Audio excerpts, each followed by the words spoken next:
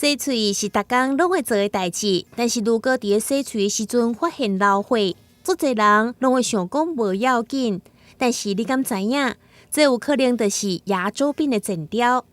有齿科诊所有3冬来上万名病患的统计发现，牙周病有愈来愈年轻化的趋势。如果洗喙的时阵有发现老化的情形，就要马上就医。大家怀疑说，为什么会有牙周病这个问题？那其实牙周病有一个比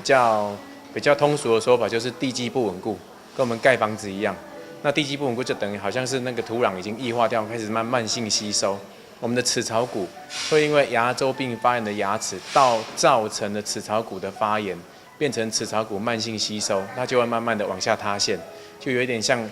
我们在盖这个房子的时候，这个地基已经开始松软松动，房子就下陷或者是倒塌。所以这个年轻人他是壮年，他大概是40出头岁。那也就是因为他一直没有注意到这个问题，然后就诊的时候已经是整个下排牙齿整个都在晃动，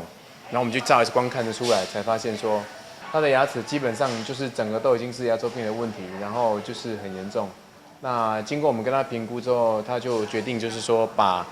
不好的牙根拔除，因为不好的牙根是感染源，它是造成骨头流失，就是我们所谓土壤异化、牙周骨头异化的一个主因，它流失掉了。然后把那些不好的牙根拔除，感染源、病源拔除了之后，再填上新的人工骨粉。因为现在的生化材料啦，或者是医学科技都很发达，填上人工骨粉的同时，也在帮它植上新的牙根，就好像我们在补强一个建筑物一样，我们打了连续壁之后，再把它填上新的水泥，然后再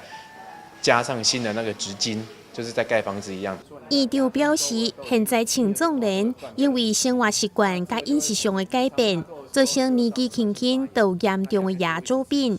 牙周病可怕之处，就是初期的时阵没有明显的无爽快，大部分的人拢是等到齿认整起来会痛的时阵才发现。所以平常时就要做好正确的清洁喙齿的方式，半冬定期检查，保持牙周的健康，避免得到牙周病。台联新闻张伟忠采访报道。BB 宽屏120枚，每月只要888，让你极速爽标网，半再送1000元购物金，快拨打电话订购，送新4128812，3冠网4128833。